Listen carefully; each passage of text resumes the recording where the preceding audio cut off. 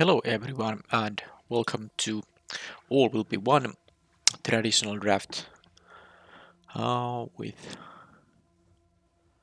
a lot of gold cards in the first pack. So rare is whenever you proliferate, draw a card. So yeah, you can play this as 7 mana, draw 2, proliferate twice basically, or you can just play it as a 4 mana 3/3 and then when you I mean, if you're playing green and blue, you will have some access to proliferate effects and you get some free card draws. So definitely a good card. But I think both the blue-white and the black-green 4 mana, funnily all of these are 4 mana cards. They're both better than this thing. Because this can just totally take over the game. There's also a very good common in the Vault chart. So I think... Well, I think the Red Rot Priest is the best card, but I have played a lot of green-black decks with Rot Priests. I have, of course, played a lot of Vault Charges. I haven't played a lot of uh, blue-white, and then what is this pack? So yeah, that's why I took this. But you could have taken the rare, you could have taken this, well, which I took, and of course the Rot Priest, all fine picks, and you could have even taken the Vault Charge. I think they were all reasonable first picks. But someone took a common over an Archfiend of the Dross, because all uncommons are still here. And there's also, and the common was not Anoint with Affliction, and it was not Vault Charge. Well, I was hoping to get a blue-white artifact deck finally, because I haven't really played a lot of that. It seems like it's never open when I'm drafting, but I'm not passing an Archfiend. Sadly, I will be passing the Anoint with Affliction here, but whatever. This is a crazy bum. What is this? It's not the first time I'm getting past this. Well, I mean, it's pretty safe to say that black is gonna be open, not because of the Geth, because it's actually unplayable, or basically unplayable. -1/-1. That's just not good. I mean, it's horrible to give you all other creatures. But I'm getting another Anoint with Affliction, and this time I can actually pick it.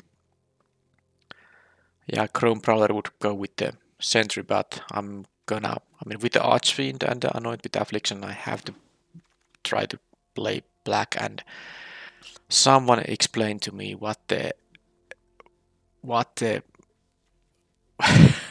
I'm not gonna say a bad word, but what's going on? Dragon Wing Glider, pack 1, pick 4. Okay, this is, I mean, crazy bomb rare. So, yeah, I'll take it. I really don't know what's going on. I will cut the Sentry in here, because I'm not gonna play blue-white here. I'll just play black and red. Obika is also good, but it's not as good as the Glider and the Archfiend, because these are, actually castable in the mid stages of the game, whereas you have to actually do some work to get the 7 mana to cast this thing. I'm not interested in splashing this or anything. I'll just figure out if I want to play the Whisper of the Dross. I could play Golem. I mean, black doesn't do a lot of oil. Of course, the Archfiend does stuff with oil. Red has bunch of oil, but I could just take the Whisper here. Actually, I'm taking this because I can play this more like a red-blue and a green-red and blue-green card mostly. Okay. Well, how come I can't get anything other red than the 4th pick Dragonwing Glider, which should be the first pick, and then when actually someone doesn't first pick, it should be the second pick for the person who gets it second, and then it should be so that the third person took it. I can't believe that I'm the 4th person in the pack 1 that actually got this and finally decided to pick it. Alright, so the blue cards are here quite open. I think I'll still take the Raptor here. I'm not interested in the Aspirant here, in black-red. So sadly, it is possible I might have to abandon red here. I can't just totally force it. But I can still move back to it in pack 2. This is not really a splashable card thanks to double red. There's nothing here. I mean, I guess if I knew already I'm gonna be blue and black, I would take the Skull Bomb, but I'll take the Expanse for now. Trying to keep the red dream alive. Well, there's a Woolsock Splitter. There's also the Glare, actually. Do I care about the Glare? It's actually not so bad in red-black because, I mean, it's not bad in any archetype, but it's actually quite decent in red-black because you can have those red equipment that have the Formator in, especially the 2-mana one. You can sack the equipment for this. Okay, fine, let's take this, but I actually wouldn't have minded taking the you know, the 4-drop equipment either. Okay, so now escaped experiment. I don't know. I'm really sad about nothing. I mean, how come this is not a signal that red is open? But there was nothing red after that. I even passed a couple of volt charges. I'm actually thinking about taking the Thrill of Possibility because I still just feel like I mean, this can dig me to my bombs. That's the idea. I usually don't play this card, but when you have 2 bombs in the deck, that's definitely worth it. Wrath of Rebirth. Now here is Sacrifice. I don't think I like either of those. Let's take the Sacrifice. And here I can take a Fleshless Gladiator. I guess it is a 2-drop, but it's not really very exciting card. I'm gonna take the Drospetia. Another Sacrifice. And now there's a Gold Warden. I actually could have drafted still some, cards for the. I'm gonna take the better here. Cards for the blue-white deck too. Okay, mana fixing is good, but there's a Cacophony, Scamp, Hive Master, Rebuke. I do hope this comes back to me at pick number 9, but I'm not taking it here. I like the Scamp quite a bit, but this is not the worst, although not the greatest in red-black. Maybe I have an Annihilating Glare here, so it's not. I mean, it gives me some sacrificable fodder for this thing, but I think I still like the Scamp. It trades with 2 toughness creatures, so it's an early drop, and I really do need those early drops. Okay, so let's see if I can just. Yeah, it's gonna be red-black, right? I would pick the Hex Gold Halberd and be happy about it. There's also a nice white card. But Hex Gold Slash is just, I'm not gonna pass that. And Volt Charge, okay, I passed a couple of those in pack 1, but I'm still getting one. It's definitely gonna be the peak over the Glare number 2. And okay, Fuseling Charm. Okay, look at this. Well, I'm in the correct colors, although white is open too, so I guess blue and green are really cut in this direction. Well, I'll take the Char Voyager, which is slightly better than the Halberd, I would say, but Halberd is very good here too. Well, I can only pick one of them, so let's take this. A golden card, and then I can get a Chimney Rebel, yet another Glare Crescendo Hive Master. I think it's gonna be the Rebel though. Yep. And definitely not a deck where I care about the Siphoner. I can take the Splitter now. I think that's enough force, although then I'll get yet another Rebel. Well, I'm gonna take it over the Grimnock still. So I'm gonna play all the force. The Testament Bearer might be cut from the main deck, I think. I like the Woolsock Splitters more than the Testament Bearer, so let's do this. The Testament Bearer is sometimes, I mean, it's like okay, but sometimes it trades with some very low impact cards, and that's not great then. Yeah, there's a Kaya, but I'm not splashing a double white card. I'll take the Crescendo, it's actually very good with the Scamp. I'm not sure if I'm gonna actually play it, but I mean, I could take like 20 gems here. I'll take the Crescendo, which has the chance to be played. But yeah, this Testament Bearer can also be a good card to sideboard in against, like green. Trade with green big creatures, or semi-big. I got the Black Cliffs, which is really easy pick over the Rebuke. Makes my mana better. And I got the Hex Gold Halberd. I think I took the No, it wasn't the Slash, it was the Jaw Forger. Oh, I don't even, actually, I'm not sure which I took there, but getting the Halberd now is very important because I don't really have a lot of twos. So now I have at least some of that. Awaken the Sleeper, I don't know if I have many ways to sacrifice stuff. I think I like this, it's a sideboard card. And then like you can of course destroy your own artifacts with it. I might have a few of them. Wow, look at this. I'm gonna take the black card. Attendant and Severed, which are both good cards, are the last two cards in the pack. That's pretty weird. Okay, I draw Spit's last pick. Mythic Rare, which I actually don't have a full playset of.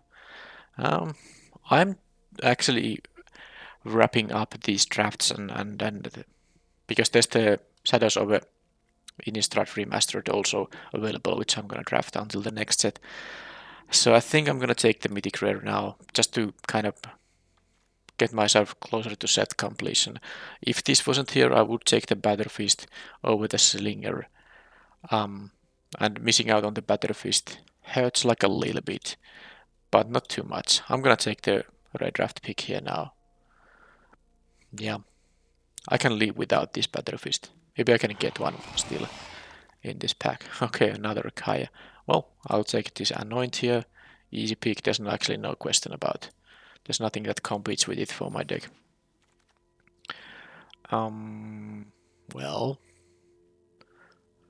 Well, I don't need any more tricks. Actually, what? 7 creatures, although I have how many equipment? Only 3 though, so that's actually 10 creatures, because I think all 3 of my equipment do have 4 mirrored in, so they are creatures in fact. Okay, I'm gonna take a creature here just in case I'm not gonna have enough of them. I'll take the Cutthroat Centurion. I don't like it, but you know, it's not totally unplayable. I have a playset of these mythics, so I don't have to pick it just for the sake of getting a mythic. Axiom Engraver is, yeah, I need 2 drops, and it's a really good one. And I'm happily taking it over the Annihilating Glare or the Whisper or whatever there is. Okay, Kethek, that's not the greatest, but I guess this pack doesn't really have much. It's a 4-mana 4/4. You may sacrifice another creature if you do reveal cards. I mean, you hit a creature that has lesser mana value, so this is mostly good if your creatures are under a lockdown aura, which blue and white can have. But I guess it's still gonna be the pick. If nothing else, it's 20 gems. I'm not gonna play anything else in that pack, and another Engraver. Yeah, I don't get a lot of black here. Suddenly it's just totally, you know, cut here. I don't need a 4-drop. The Cackler won't be a thing. I guess I'll take the Dune Mover if I really need to play a 2-drop. That also makes it easier to fit my double casters. He's actually another Malcatter here. So if there's also the Justiciar. So if I, could have drafted the blue-white deck, there's still good options for that. I'll just take 20 gems. I haven't really sideboarded Duress in this format, so I don't think it's even that great of a sideboard card. Don't think I like the Aspirant too much. Okay, I got the Batterfist, so this was actually the pack from which I took the Mondrak. It's pick 9, so this was the pack. I was gonna take the Batterfist from it. So I got both the Mythic Rare and the card I wanted for my deck, so that's fantastic. How much mana fixing do I need? I have a Expanse Cliffs. Well, I'm not playing a 3rd Crescendo. Just take that. And yeah, I'll take another Gleeful Demolition. I don't need the Pump Spell or another 4-drop. I got the 40 gems here. That's great. Okay. Okay then. Do I want to have this as a 3-drop? Maybe. Okay, so that is 26 cards when I have already removed the Nahiri's Sacrifice and the Torment Bearer from the deck. That's still a lot of force.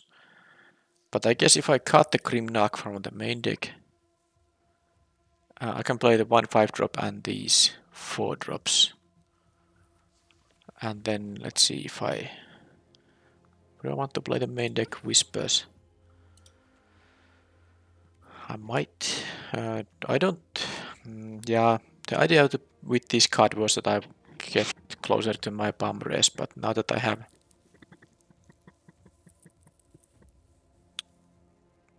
Well, have what exactly?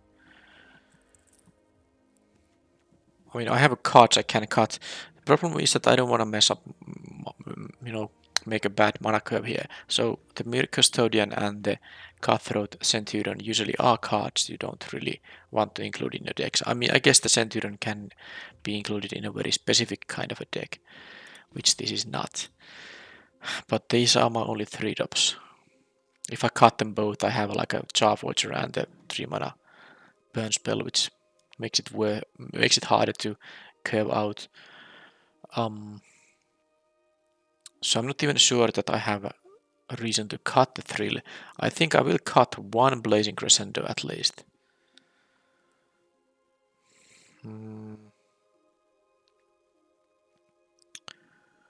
One Crescendo, and that's 24. Wonder if I should. I have a couple of Engravers which helps me at least to turn my lands into something more useful if I have an excess number of lands. So that's 4 equipment and they all must be for mirroring. I guess I can do it like this. Type creature or oracle for mirroring. This might not be more text than I need to put for this filtering, but this is actually at least gonna work. So this is now 1, 2, 3, 4, 5, 6, 7, 8 cards in the bottom row. So that means 16 things that are effectively creatures. So 12 actual creatures with 4 mirroring equipment. So that's a decent amount of creatures there for sure. So I could cut a creature if I want to, but I'm not sure if I... So what is the cut here? I think I can play the one of Whisper of the Dross. It can even, okay, how relevant is the proliferate?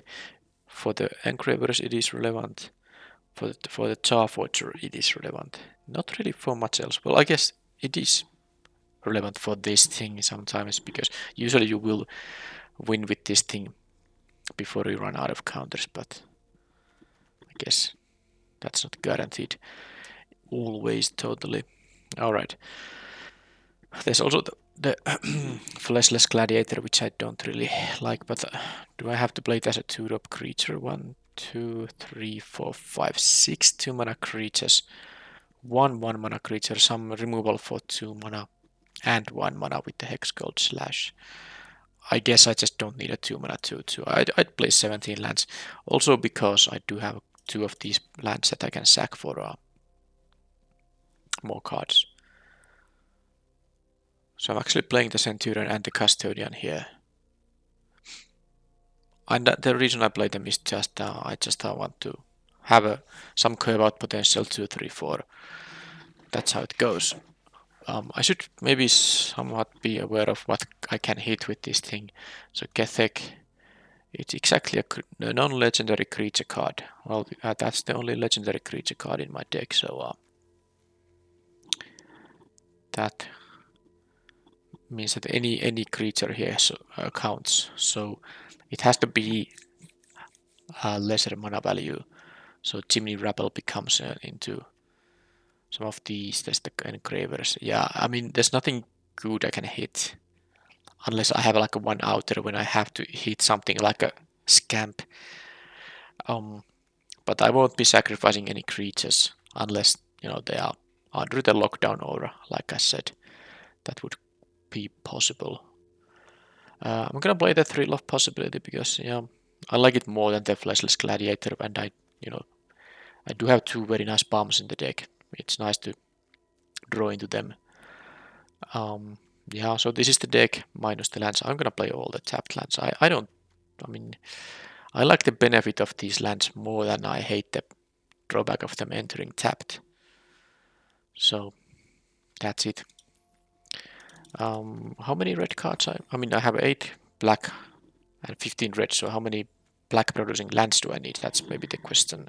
Of course, this is already 3, 5, 5. So maybe if I add like 3 basic lands, that's like 8, counting all these. Dune Mover can get me a land. I have the 1 double caster here, of course. Yeah, I don't really have a lot of black cards, but they are, good enough to to steal. I mean, there's the Unwanted Affliction, and I can't just splash black because this is a double caster. Yeah. So 5 more lands. 1, 2, 3. So that's now like 10 for red, 8 for black. So yeah, I have a black cliffs and the Theramorphic Expanse, so I can play a very consistent mana base. So I can do it like this, for instance. This is basically like 11 for red and 9 for black. Okay, this is the main deck.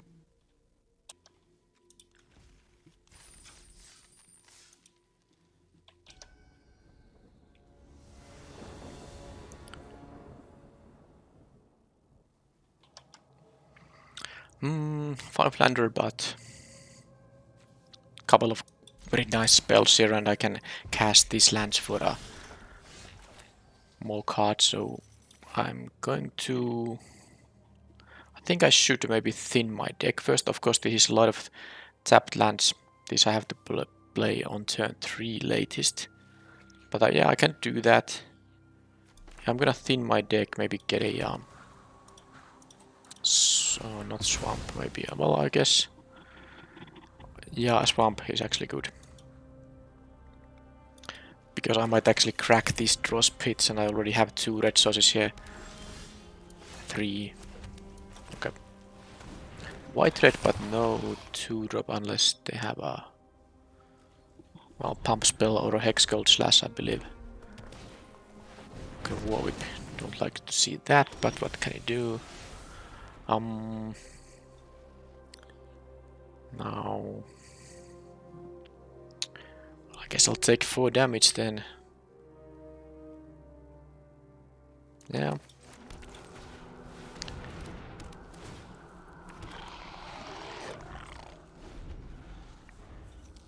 I can discard an extra mountain here.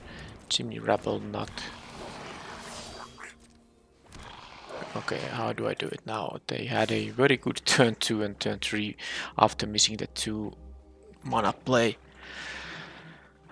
So what I can do, I can trade my Charforger.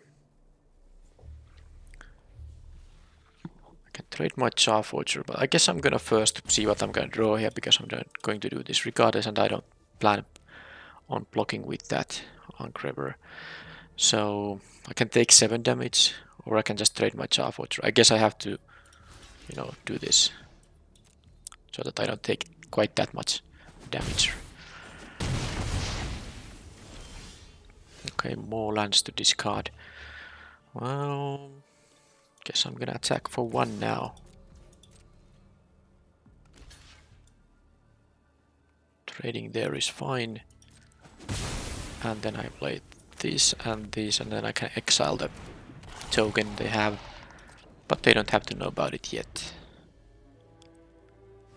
Actually, I'm gonna double block it, because that would, actually kill it without me losing more than 1 of these engravers. So they might have a pump spell of some kind.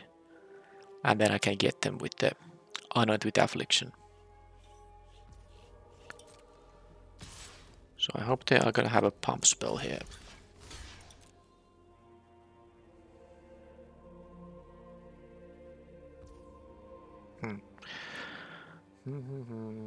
Well,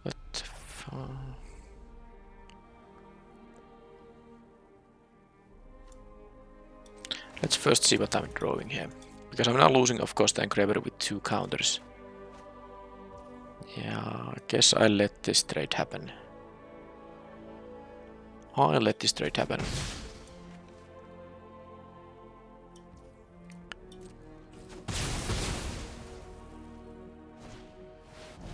Okay. That guy. Well, I'm gonna exile that then.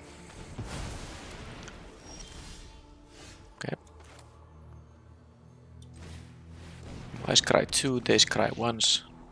Wow. Bye bye lands. Alright. Well, I can crack these draw pits for more cards. They kept on top though. Well, I have a couple of bomb rares in the deck and I have dug quite deep already. So, okay, that's a good deck they're having. I mean, all this equipment, they are quite nice. I'm gonna play... I guess I'm just gonna play the Centurion and the Anoint with Affliction. Well, that kind of means I should... I mean, then I can attack for 2... I don't really want to waste my Anoint with Afflictions here on these 2/2 tokens, but what can I do? I mean, they can make it into a huge threat. Fine. Let's just buy time to get them. To get, you know, to draw my bombs, which will help me to win the game. They are at 16, so I mean, I'm not pressuring them in any way. I mean, I'm pressuring them in some way, but they don't need much in terms of blocker to actually be able to... Oh, did they actually run out of creatures? Wow, and that's a good draw, by the way. They run out of creatures. They have only, like, pump spells or something. Rabble. Nice. Am I supposed to do this? Or am I supposed to leave mana up for it? Well, I guess I'm gonna crack the draw speeds at the end of the turn. If I draw like a land, don't think it matters that I don't get to play it this turn. I'll keep this +1 toughness effect just in case here. Okay. Do I even want to crack the thing? So they can move now. This says that the other equipment have, you know, one fewer of equip cost. I feel like I have to just use the Crescendo no matter what. So maybe I'll just crack this now. I mean, I could, if I drew land there, which I didn't, I could have played this and the Crescendo, but I'm fine with this.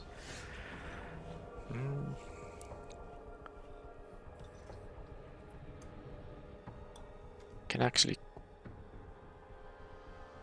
Well, let's just do here, like this.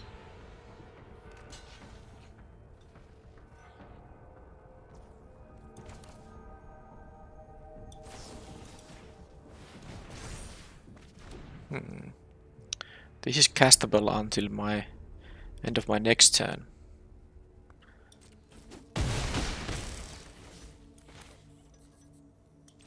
Okay. These things can't block and I'm actually winning this race right now. They don't know about the Chimney Rebel. This is 3 to face. I think I actually got it now. I can also sack the Centurion. I can sack the Centurion. Well, this has Toxic one, so this is gonna deal 4 to it, so I think I can take the 4 damage. If they make it double striker, then I'm gonna use the Hex, or they make it flyer or something. I'll just use the slash on it. If they mostly tap out here.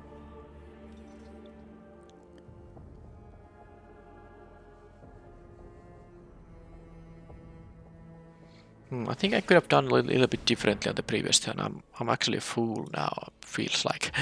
Because I could have actually played the Crescendo on this thing and then sack it on the Centurion. And then, you know, kill the 4 toughness suffered. That's probably what I should have done there. Okay, I'm gonna use this here. Let's see if they have a pump spell. They seem to have, because I can still block with the Scamp if I want to.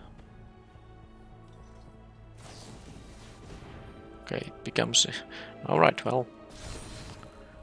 That's a thing then, so I'm taking 8.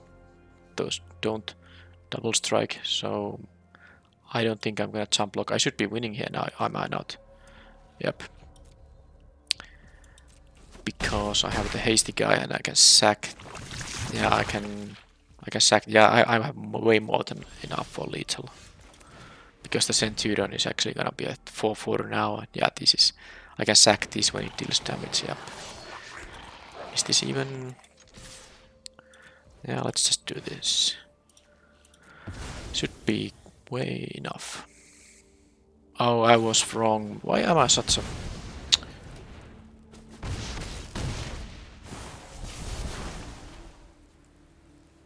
I had to win without that actually. I just didn't realize it. So yeah, I can kill now this thing. It doesn't help because this is gonna be a double striker. I messed up. I just didn't even think that they are gonna have the hex code slash there. Because I didn't have to make this sacrifice happen. My guys were gonna deal 7, weren't they? So that was just a total autopilot stupid mistake that I made there. I mean, I had a 2-2, 3-3, that's 5, and then these, that's 7. They were at 8. And when all these deal damage to the opponent, well, this also deals, then I can sack it to deal the final 1 point. That's exactly 8 without sacrificing anything. And then they don't even have any good use for the hex gold slash because the only thing they can kill is, well, the scamp. But whatever I do, I can, in response, whatever they do with the slash, I can in response sack this. Sack any creature, well, the 1/1 token, for instance. Blah. They had exactly lethal here too. War Whip here is 8 damage and I have no blocker for it. Even though I can kill this with the scamp now.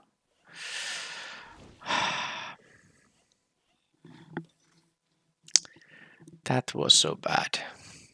I mean, that's just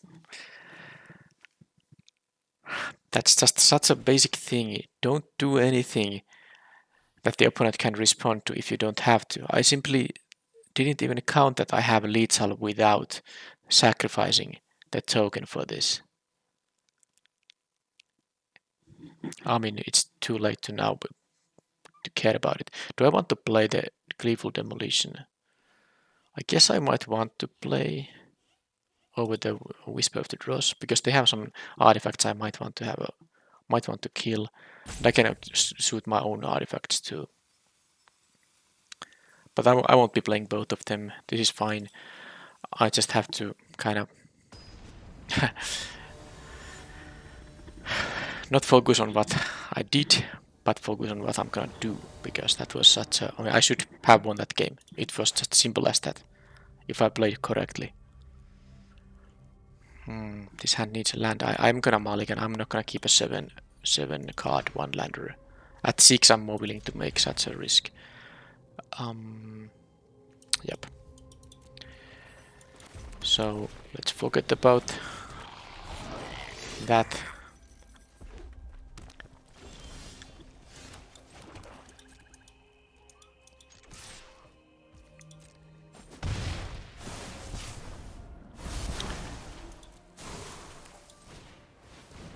It seems like they have the slash again. Oh, well, it could be the pump spell too. Yeah, they'll do that. That's a fine trade.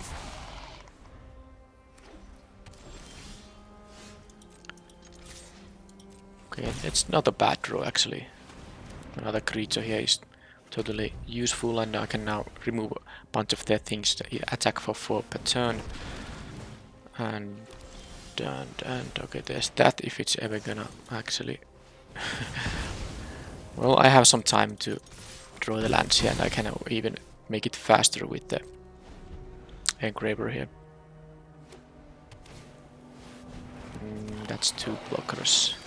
I mean, that's 1 blocker, of course, but I'm not gonna discard anything here, so what I'm doing is actually just... I'm gonna attack for 4 here. I know I could also discard the Thrill of Possibility, but I'd rather attack for 4 here. I do have the 3 damage to the face, for instance, in here. And I can still use the Anoint to deal with, not with the Rabble, but with something cheap. I hope they don't have the 4/5 that they can haste up and attack me down to 9.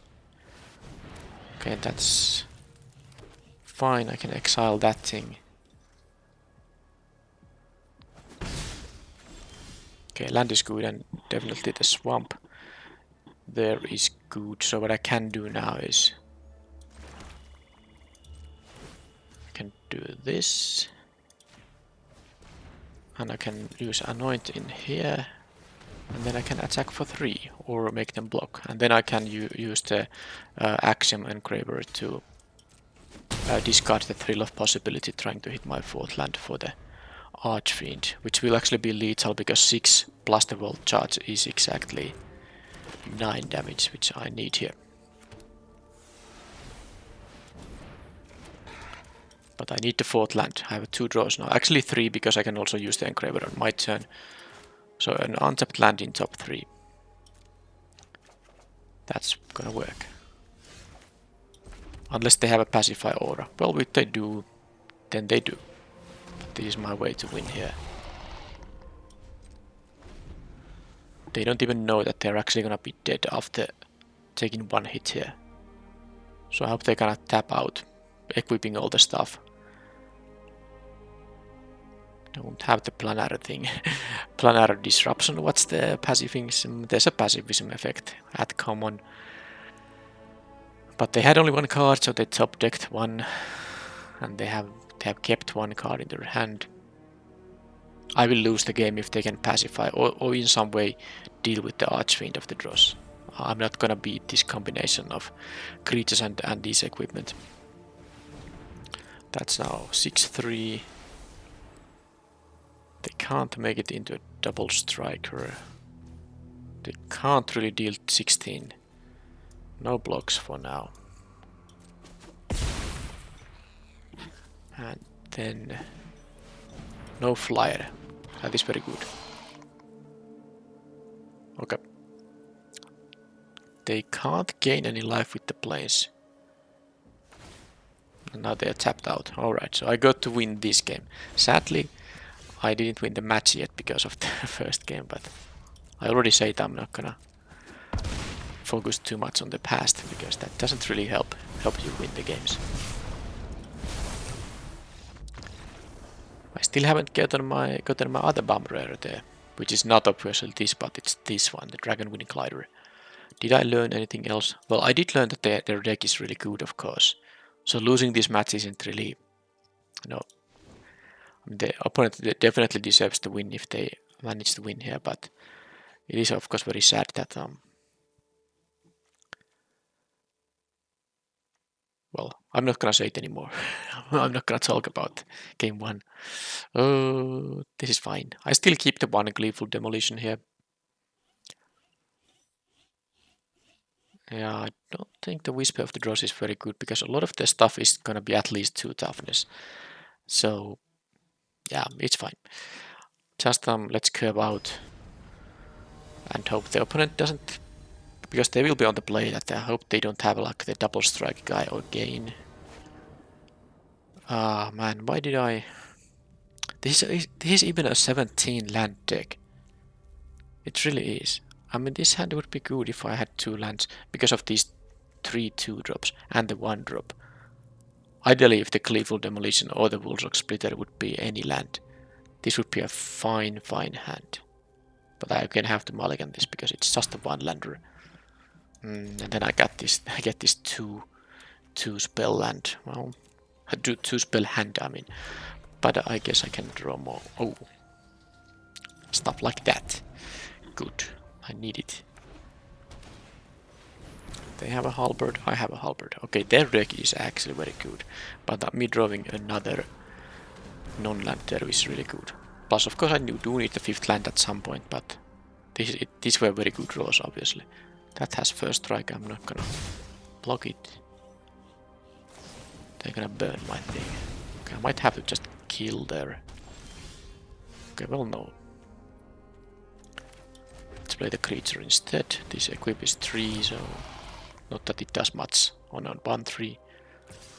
So am I going to let them use whatever trick they have? I think I am. I don't need the discard ability now. My hand is good. I want to have all these cards.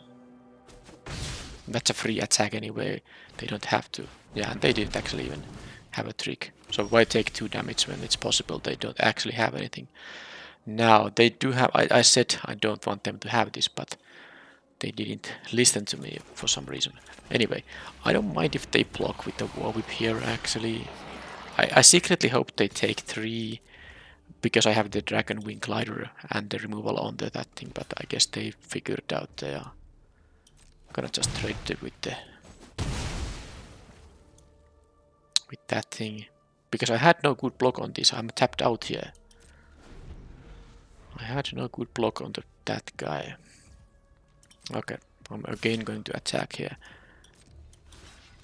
Use your tricks. I mean attack. I mean block. I was gonna block there. Aspirant. Okay. Well, of course I'm not discarding those. And there it is. They can double strike, but if they're gonna, because it's gonna cost 4 to equip this. This says the equipment that equip this.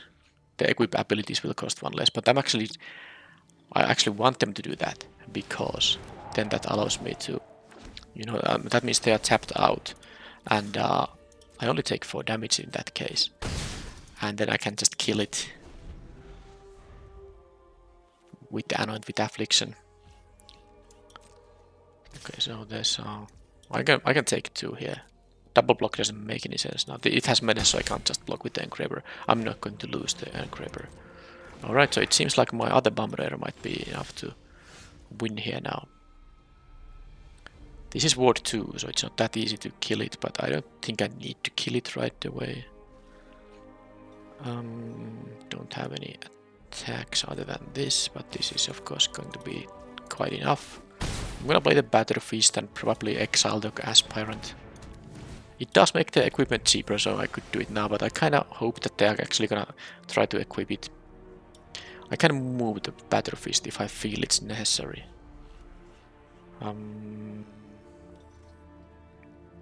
I don't think it really is, so let's go like this. If they're going to attack with everything, I actually can counter attack for a bit here. Okay, they can do that to make that bigger creature, and then I'll take the 4 here, not much else to say about it.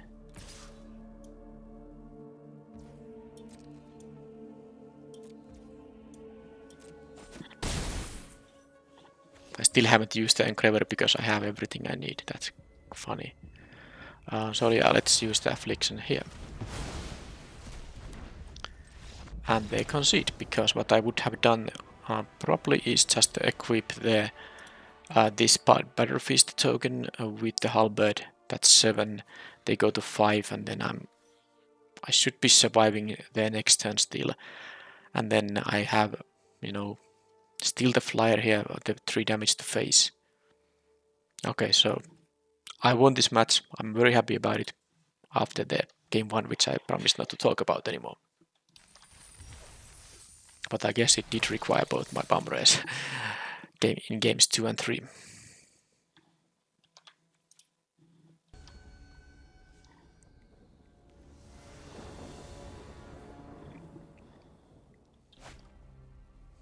Okay, that's a good starting hand. This time I don't have the mulligan.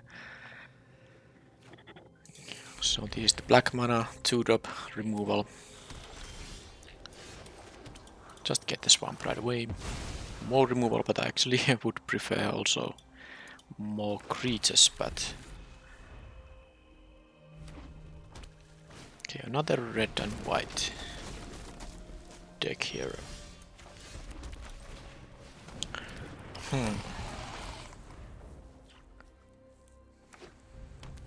They have a free attack. They should probably attack regardless.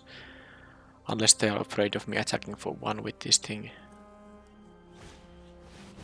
So I would have blocked it.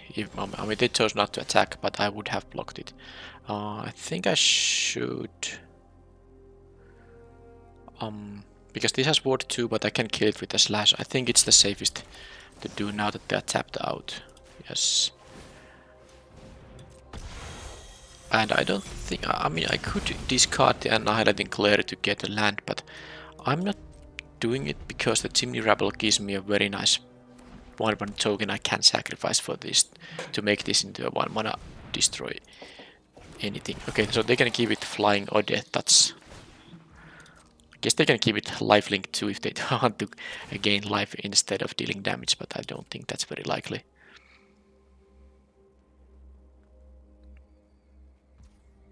They actually prefer gaining life here. Maybe they have a one. No, is there a 1 mana? Yeah, there is a 1 mana trick. Well, I'm gonna not believe it. So they just wanted to gain a life. Sure, I mean gain 2 life. Thrill is now. Oh, I mean, I guess I could use the crescendo.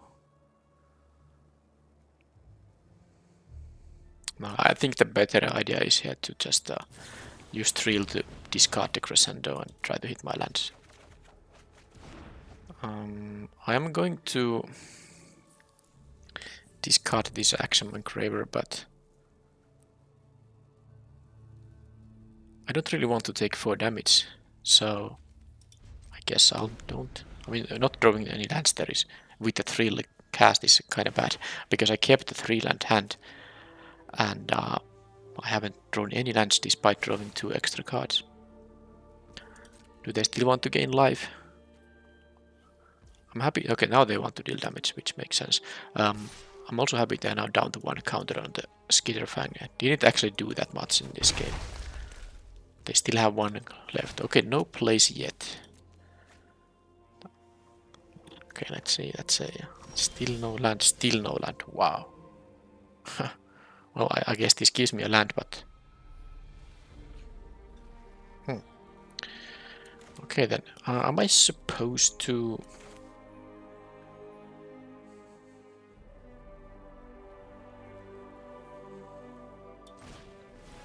I mean, I could discard the Centurion to draw the land right away, but I guess I don't need to. Get the swamp number 2. I don't need to. Burn spells? No, nothing yet. Well, I'm at 18 here, which is kind of great here, considering that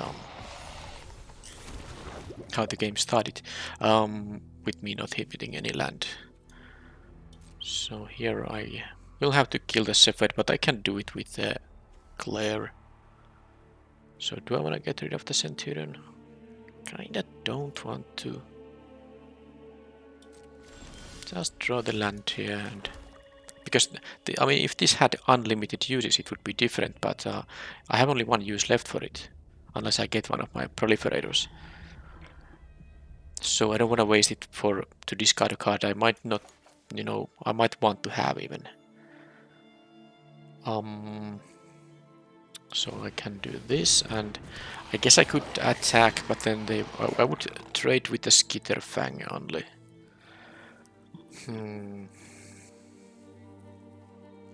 Maybe it's worth it.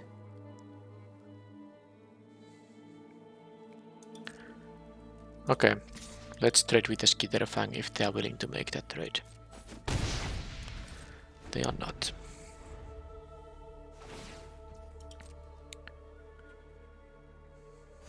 Okay, so they're gonna go for lifelink, I guess.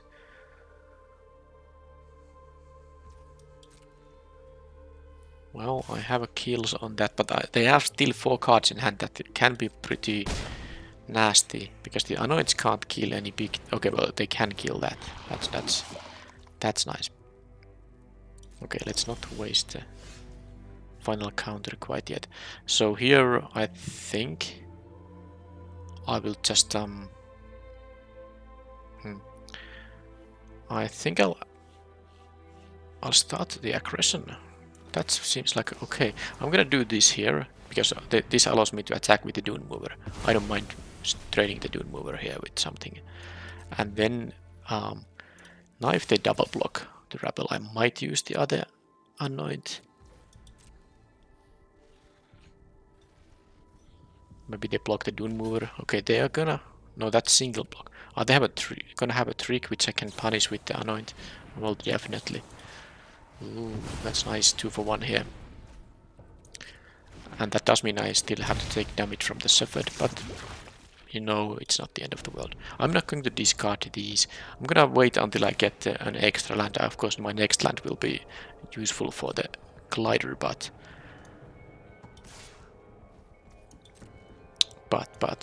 at some point I will draw my 6th land, which I can discard to this.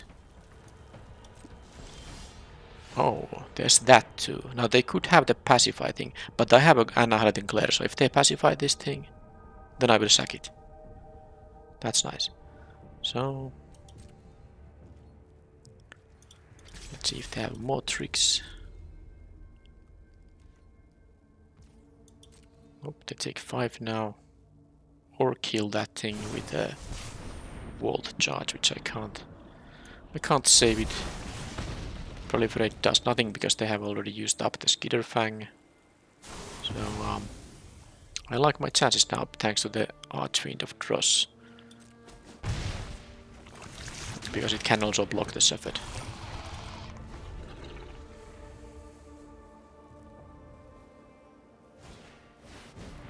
The Eternal Wanderer. Now that is not good because they're gonna make them. They're gonna -4. I actually need to draw a land now, which means that yeah, because I need to haste up. They're gonna have the Shepherd, and I'm gonna have the 1/1 here. So I'm going to use this, and actually the Centurion is not as good as the Halberd. It's quite good offensive thing. Okay, there's the land. Well, I guess I had a bomber. They have a bomber. Although they can't attack. Oh, and this is by the way nice. But this Archfiend has a nice ability. So yeah, I kind of forgot that. Of course, this will be able to kill it. And now I'll just use the glare like this. Okay, so I was able to deal with this thing, and I still have a darn strong hand, and our life totals are. Oh, they even don't want to. They don't know what I had in hand. But well, what they do know is of course that I had spells because I missed my land drops there. But they didn't know how bad the spells were. They had a land which they can crack for another card. I guess they just really didn't like losing the Eternal Wanderer like that. Okay, so now this might be the kind of a matchup where I would in fact sideboard a Duress in, because they have also those combat tricks, burn spells that I might get with the Duress, but mostly to check that if they have the Eternal Wanderer there. Is this any targets? So the Wanderer can be finished off with the Nahiri's Sacrifice. Although if they leave me a token, I can't sack the token, it will be mana value 0. Is it worth having the sacrifice? I don't really think so. This is not such a good card. If they had a lot of 1 toughness creatures, but I didn't see them. No. No. They had the duelist here. So what to do? Is there any sideboarding? Is there something I don't want to have here? I think the Whisper of the Dross is good enough. They had the double striker with 1 toughness there at least.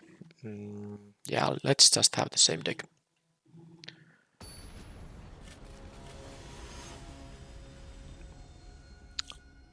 I have a few hasters at least to deal with the Wanderer if they do the mass removal option and leave it at 1 loyalty. This is fine. Both colors. I can filter my draws a little bit with these things, and I have the 4-drop here. Opponent also did mulligan. And they kept 6. Okay, that's definitely some extra mounters I can discard for the Engraver and or the Thrill of Possibility. They have their own of that kind.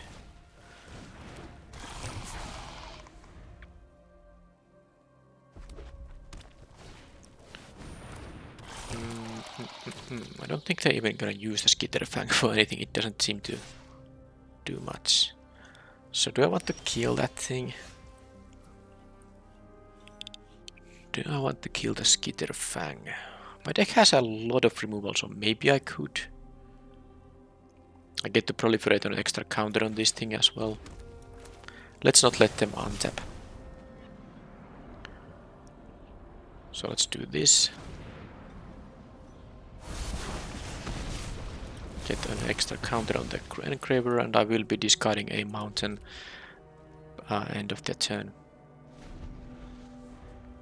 Because I can still play the Rabble on my next turn. Well, that's very similar kind of stuff we have there. I guess I'll take 3 now.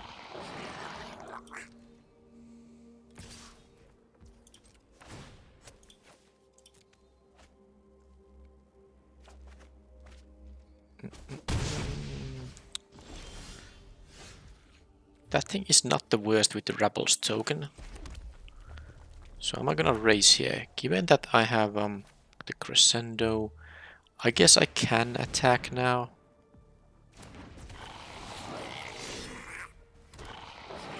I can attack because next turn I can play the Centurion and then threaten to make it into a 4/4, so the Chimney Rebel they have can't actually attack into it. And I will take 3 damage going down to 14 now. And I'm not planning to discard anything. I know I could discard Thrill, but I'd rather discard extra lands with both of those. Okay, they're gonna get a little bit of value and return their Rebel, I don't think, because they would have attacked with it first. Okay, so now I do have my Blazing Crescendo. Oh, they actually choose to not attack at all. I don't know what's up with that, but I'm happy they chose to be so passive. So if I attack with my 3/3 and they block with the Attendant alone, that's great. But if they block with the Rebel and the Attendant, well, then I just trade with the Rebel. If they block with the Attendant and the Engraver, yeah, that's the worst. Because that means I can't... Oh, I have the Anoint with Affliction. Yeah, that is great. I have only good attacks here. I'm gonna do this. I know I'm gonna take a bit of damage if they just take it, but I still have the Centurion here, which is quite nice in fact. Now I'm kind of tempted to hit my land drops, you know, by discarding the Halberd. No, I don't need to. I hope I don't need these instant speed effects quite yet. Yeah, maybe I'm a bit too greedy, because if they attack with both 3 power creatures, okay, they discard a land at least. Okay, they tapped out. Okay, now this is good. Now they don't have a good attack at all because I have an effectively a 4/4 in here. Wow, that's opponent. That's not how you should do this. This is not activate as a sorcery, it's activate once per turn. So I'm gonna do this here and this here, and then I'm going to use this to sack this. I take no damage and I basically trade my 1/1 on their Attendant, which is insane. I'm gonna stay greedy here. Alright, so now.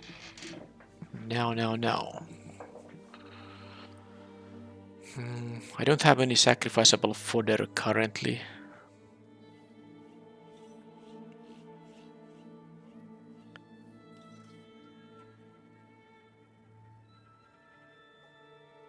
But what I can do is I can use Anoint on the Bardis token, attack with all or at least with these guys, play the Halberd. Yeah, and I'm gonna discard the mountain. That's what I'm gonna do. This goes away. They can of course move the Bardis, but I feel like this is allowing me to deal most damage unless they cannot jump block with the 1/1, which they are not gonna do. And I'm gonna try to raise because I have the Crescendo, which will deal a bunch of damage. And I most likely will use the Engraver to get rid of the mountain here. I'm at 17, so I'm not too concerned about not dying here or anything. That is equipped 4, so unless they have a Okay, they don't actually even want to equip the barges at all. That's good news for me. I don't think that's what they want to do. I'm gonna trade it with... This is a good trade for me. They can only get one of these. So that's totally fine.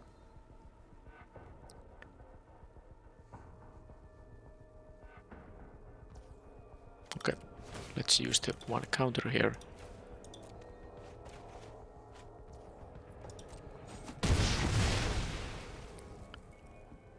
And they have an empty hand now. And I have a crescendo here. I think I'm not going to, discard this swamp because I have a double caster black spell, and of course I might want to crack this land, for which I need another black mana source. So how to do here? I mean, I guess the whisper is just I should just whisper right now on this thing here.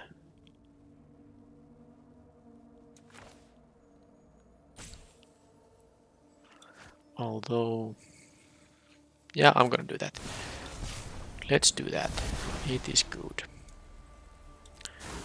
And then I will attack with everything. And I have the crescendo giving me some value here.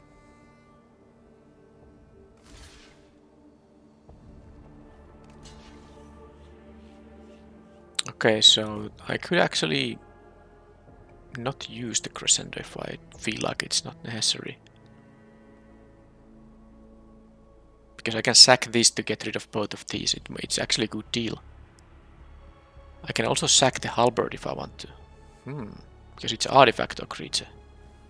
Huh, that is actually better. I'd prefer to leave this. Yeah, I don't need to use the crescendo for this.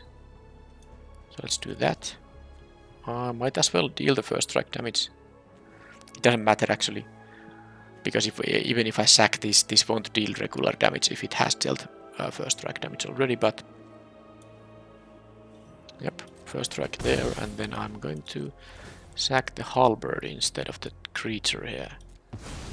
And kill both of those. Alright. The opponent figured that's enough because, they will have two creatures, but neither of them will be able to block. And I have my full board in here. And this equipment don't help much because I am at 17, so... The Centurion does some... I mean, when you have fodder you can sacrifice. It's actually not so bad for a 3 mana 2/2.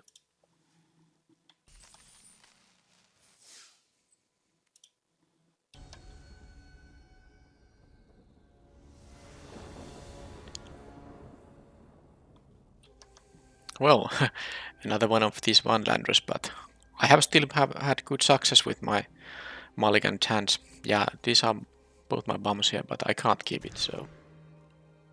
This is fine. Thrill or the crescendo? I think I like the thrill more if I like flood out or something. The crescendo I don't see any. I mean, I don't know if it's gonna ever be a good one here. Okay, if they have 1 toughness 2-drop, I might just kill it right away. I don't do much with the proliferate anyway. They do. Bye bye. Don't want to take any toxic. I don't know how many things they have that rewards corrupting me. And I can actually discard the mountain for the thrill now, so this is not so bad. They have a prism. That's also a good sacrifice for the... Okay, they have also more colors. What's the Centurion, the 3-drop? Okay, that's nice to draw. I do need to find... Well, I mean, this is gonna let me scry with twice, so... Swamps are needed. Yes, I'm gonna draw the swamp. Am I going to take the Batter Fist? I guess it's better than a random draw. Because I can, play it with the Axum Engraver on the same turn. I'm not sure if I want to... Yeah, because they might have the blue lockdown aura. It might be better to play some of this other stuff first. Let them use their cards. And of course black has just Axel Destroy creature effect, so I'm going to not play the Archfiend yet. Like, I have actually decent attack with the Chimney Rabble here anyway. And then I can play the Woolsock Splitter, which is actually quite nice. It can equip this, and it can equip this for Mirrodin token as well. Okay, this is totally fine because I can still attack if they trade with the Fisher. I don't mind at all. And I'll just play my... Okay, that's really nice. Their flyer trades there, and this is 4-2.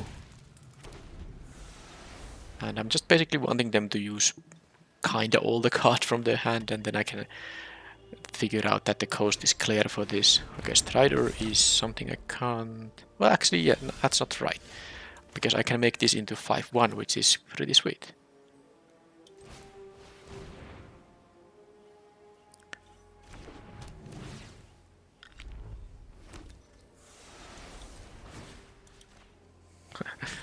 This is cool. For Mirrodin. Phyrexia Beast. Is that gonna... Oh, that was an actual trade. Wow. I'm gonna use this fetch land, I just don't know. I mean, I have my double black, I don't need black for anything else. I mean, multiple. I guess if I want to play a Archfiend and... whatever, I'll take the mountain here. Equip this so I can make this guy into a 5 power creature if I need to. Light belly rat. Well, I mean, I can do this now. Am I gonna... It might be so that I'm not gonna even cast the Archfiend here. Well, this is fine. I'm willing to trade here anyway. They choose not to even... I'm gonna play the Engraver in that case. Other option I had is to... So they have some kind of an instant here. Could be a counter spell. But I could actually, you know, do the thing with the Scamp and Batterfist. Okay, that's gonna get anointed. Interesting. They really want to deal some poison to me. So I can play this and equip it with Batterfist to deal 2 damage to any target. I can also, if I have enough mana, to equip the Splitter there and then the Batterfist to deal 4 damage to any target. Okay, they have a 2-5. Well, with the Crescendo... Oh, how do I do it?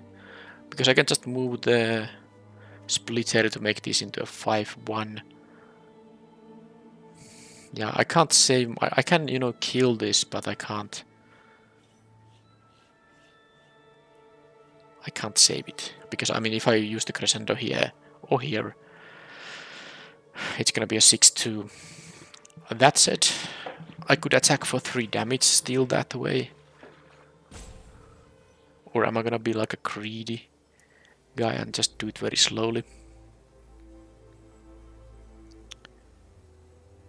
Yeah, I'm gonna be greedy. I can still play the Scamp here.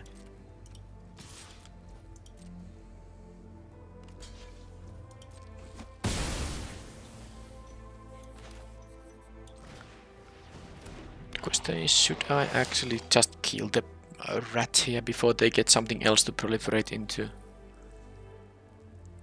Okay, I'm actually gonna kill the rat. Because it's gonna get dealt 2 damage now. Now, Crescendo and the Scamp is really good combination, but I don't think I need it now that I have the, you know, the Archfiend here anyway. So unless they have a removal. Okay, they had Vraska's Fall, which took down a 1-1. Well, I hope they don't have more of that, because I'm going to play the Archfiend now. Not much else to do here. So I did need it. There's a red spell that deals 5 damage to a creature, so I don't think I want to make it into a 5 toughness one. Okay, Siphoner is not so dangerous.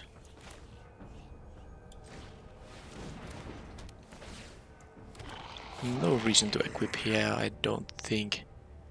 They are... Well, I mean, I guess they might not block, but I think they are. So yeah, they go to 9 because of this triggered ability, and I'm going to use the splitter on here.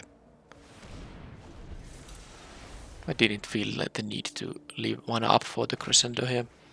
Okay, they get cheap card draw, and so I don't know what the red is for. They have like a Furnace Strider. It's a blue-black deck with the Furnace Strider, but well, I guess they have the fixing for the red. And it's not the worst card to splash. It is a very strong common. But now the opponent needs a lockdown aura, and I still have enough time to win before the final counter runs out here. Okay, there was the Walden Rebuke. They get some value from it, but they're gonna lose now to the crescendo. Just do it like this. Okay. So they're also splashing for this, and I'm happy now I didn't make this into 5 toughness creature. Okay. That was game 1, so it's blue-black splashing for some red 5 drops.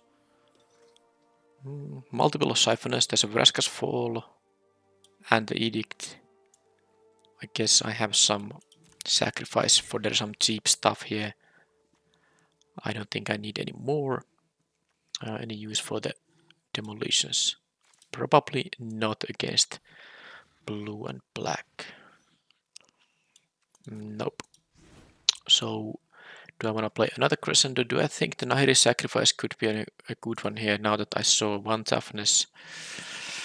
1 toughness. No, he would have to sack at least a 4 drop. If I had more of these like Woolsock splitters, maybe then, because you can sacrifice also an artifact for this. Yeah, I don't think it's worth it. Crescendo number 2 is somewhat interesting because they have the 2-5. They might have more of these anatomists. I want to be able to push through them. But is there a card I want to absolutely, sideboard out? I guess the Thrill of Possibility. Okay, let's do it. So Thrill of Possibility goes away and the crescendo goes in. Let's try that.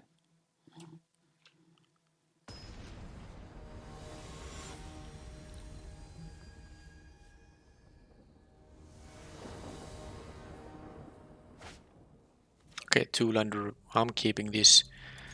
I have the 2-drop and I have a very good 3-drop if I just get to draw the 3rd land, which immediately happened.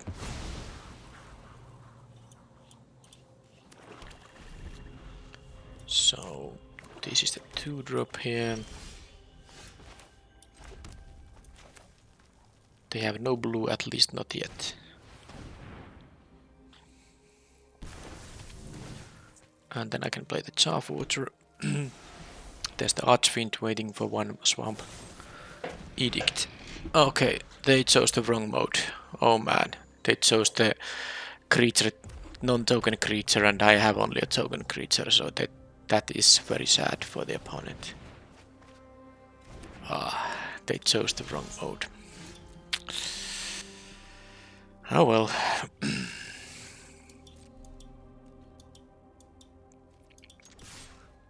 Nothing I can do about it. Plus, you remember what I did in game 1? Game 1 in the entire event. I made a misclick and I lost because of that. No, it's not a misclick. Actually, it was a wrong decision when the obvious play was to do nothing. Okay, they get their blue mana with Phyrexia Atlas, but I have now 5 power here. Do they have a removal spell? Well, they have 2 mana, so they can have for example, that. So they didn't get to draw a card from the draw Skull Bomb at least. So that's going to be my second swamp, but for now I'm gonna play the splitter with the untapped mountain instead.